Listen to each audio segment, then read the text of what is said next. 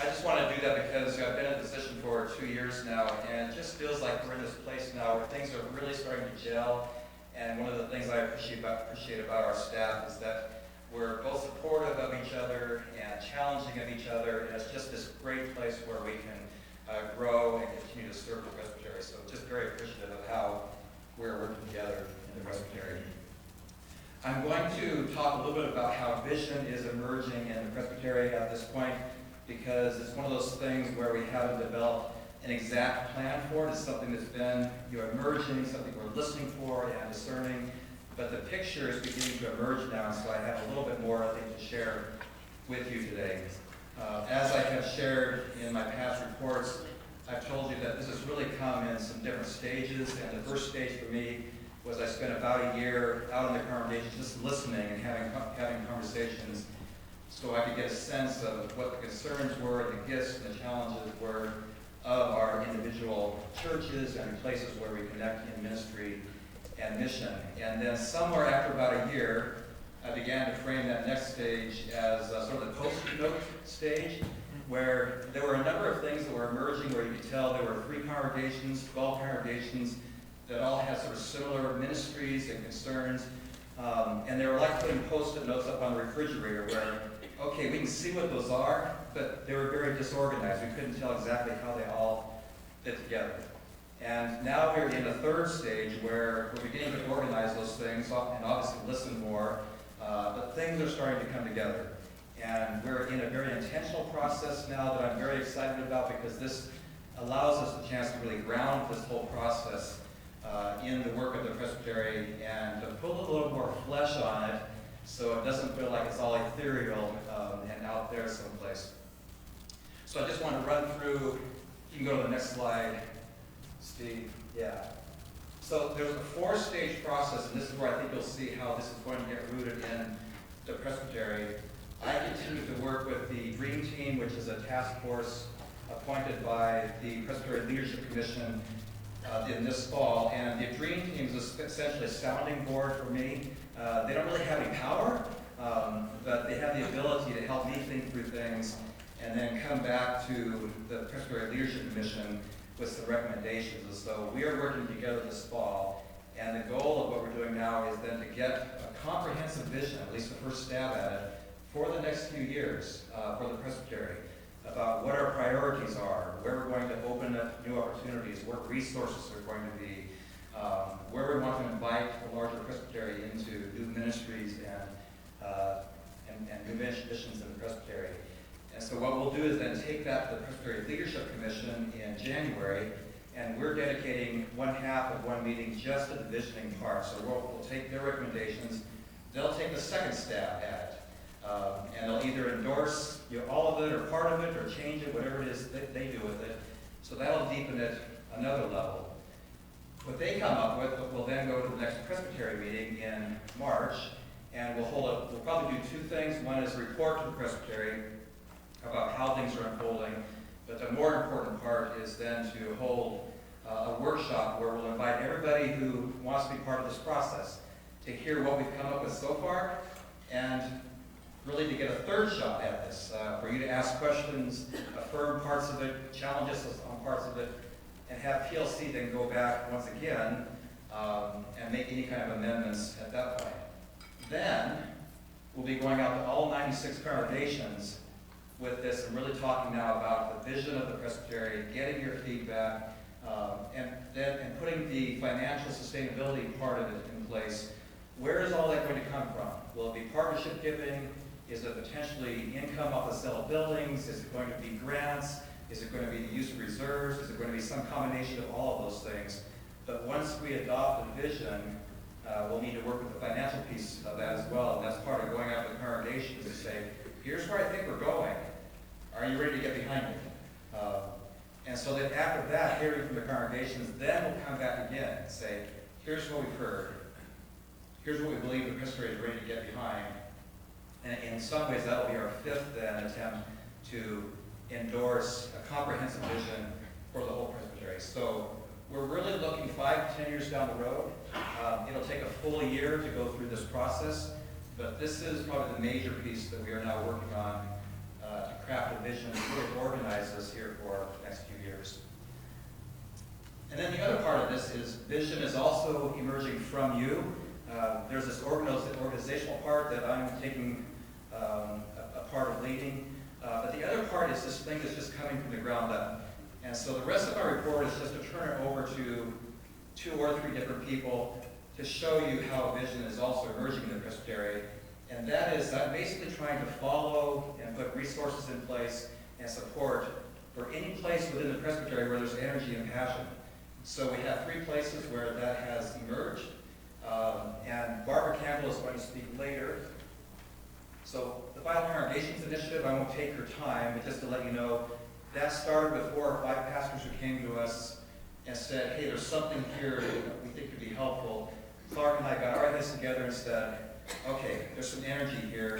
What can we do to support that? Then we applied for to become one of the pilot presbyteries for that. And then that's gone forward. Now we have 3 facilitators who are leading that. We have 12 churches. And you'll be voting on our budget this year, which includes $20,000 for the Vital Congregations Initiative for next year as well. And all of that happened because 4 pastors came to us and said, we think there's something here. And she'll be making a report about that later. And the other 2 are the Matthew 25 Initiative and a Presbyterian Disaster Relief Response Team. And Sheila, did I see you? Yes, you are here. Okay, so let's go to Tom Berry first. Tom.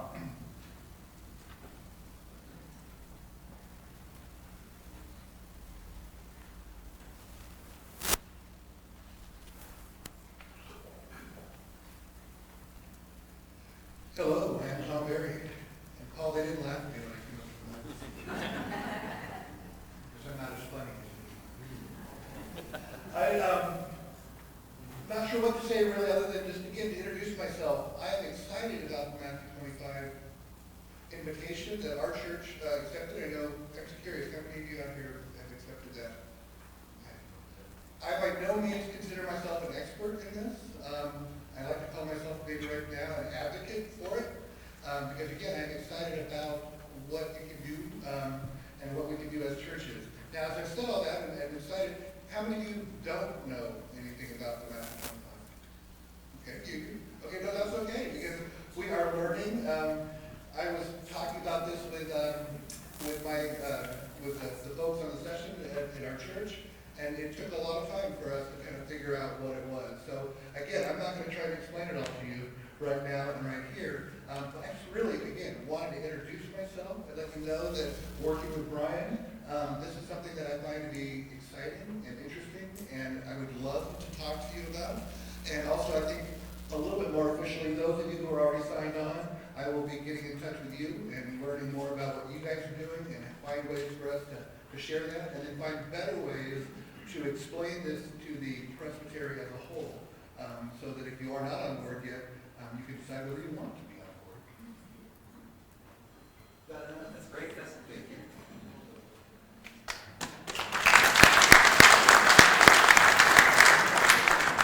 Part of what I'm doing with my report is to just show you how vision is emerging, and one of the reasons we don't have a lot to say about this is that it's just emerging. We know we got the invitation from the national office.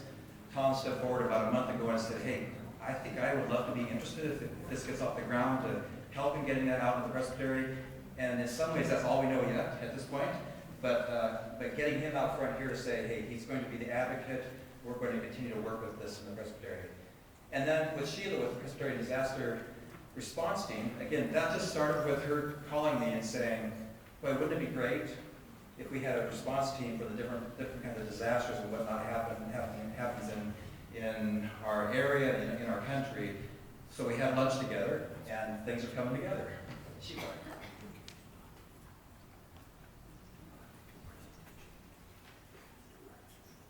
Thanks for inviting me here, Brian. This is my first time at Cascade Presbytery. I actually attended Eastern Oregon Presbytery a couple weeks ago, of which I was a member for 35 years, and there's like 3-4 times as many people here. But it's very different because Salem, where I live now, is very different than Burns, where I lived for 35 years. But anyway, and so when I lived in Burns and I was part of Eastern Oregon Presbytery, I put together with our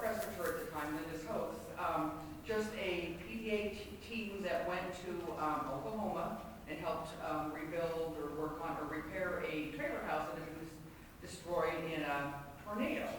And I just loved doing that kind of work, and got to talking with some folks at my church that I go to now, the John Knox Presbytery Church in Kaiser, and our own Madam Moderator perked up and said, hey, I know the person to connect you with. And so Brian and I did have lunch, and I have no idea where we'll go. I just love the idea. I sent out an email to the smaller congregations. I think we topped out at 105 members or something, with the idea, with the thought that the larger congregations, like we shared earlier, have more members and have more opportunities to maybe put together their own team.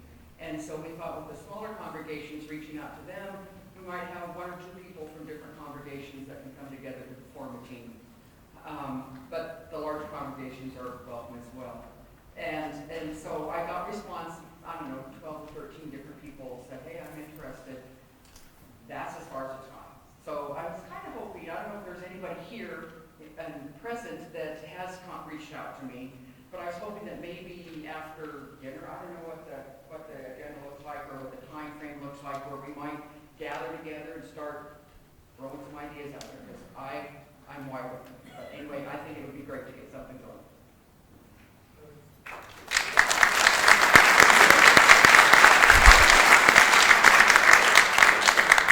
Sheila, do you want to just set the next break time as a time to connect with you? Whatever. If they've already signed up or want to sign up? Absolutely. Okay, just to have something organized so people can connect with you at that point. So. Okay, thank you. Okay, great. And that concludes my report as moderator. Thank you. Thank you, Brian and Tom and Sheila. Clark Scalera, advocate for congregations and clergy, there you are, will now give his report. Wherever you want to.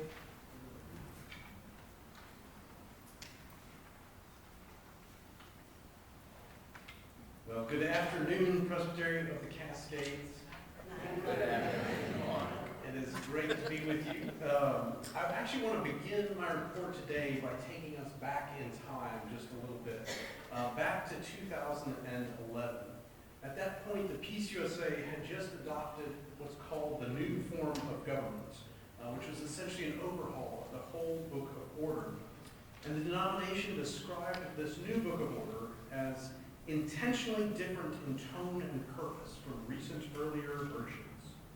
Rather than a regulatory manual that provides guidance for all that we do as a church, it is a description of common life. In the new form of government, many of the details have been removed, leaving a broad framework within which councils of the church discern what is the best course of action on their mission context and understanding of God's will.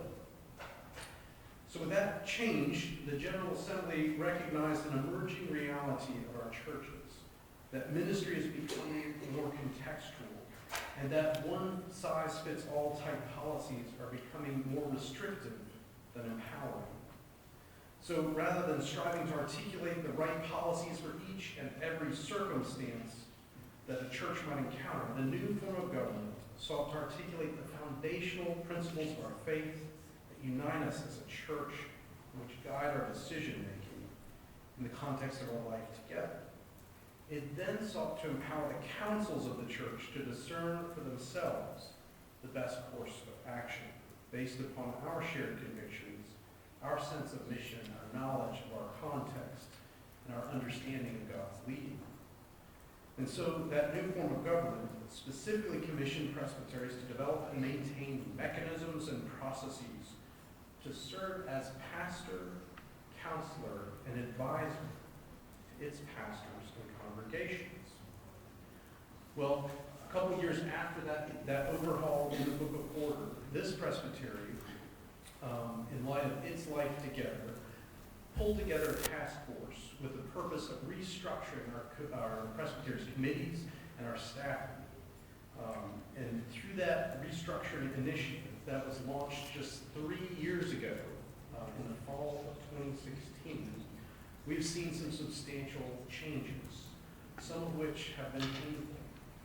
And yet, I believe it has helped move our presbytery into a new position, a new place of readiness. I think we are at an inflection point here. We no longer need to focus on the mechanics of our presbytery quite so much. We have established those. Now, I am from the Reformed tradition, and I appreciated Don's reference to once reformed, always reforming.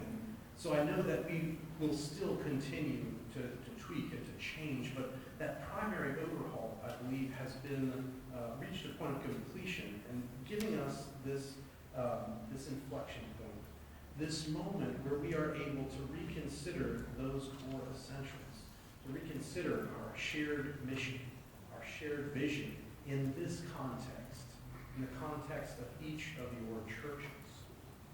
And I believe that this is an exciting time. It is a generative time, a time when new visions are emerging. And so I am grateful to be here at this moment, and particularly grateful to be working with our commissions on ministry, also our commission on preparation for ministry.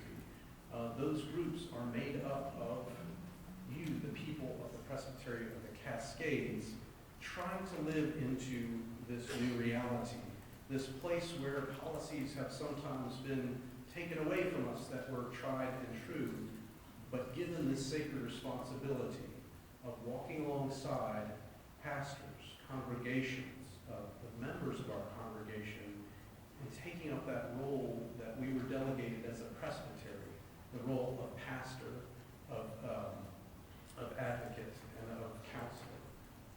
And so I'm excited, and I give you thanks for the opportunity to work in these capacities with these churches as our focus and our ministry continues to be crafted. And I want to invite each of you to step into that with us, alongside us, to continue to see that we are better when we work together as a connectional body in conjunction with one another and with our churches. And so, so I also want to give thanks for the hard work that is being done within our commissions on ministry and within our commission on preparation for ministry, trying to live out those changes. So thank you all. In closing, I want to leave you with a benediction. One of my very favorite seminary professors, Reverend Dr. Carson Brisson, who said, "May joy and nothing less follow you all the days of your life. May you be blessed. Oh, may you be a blessing. May you rest well today, secure in the knowledge that the Lord of light, who has brought you this far already, will accompany you and countless others all the way home."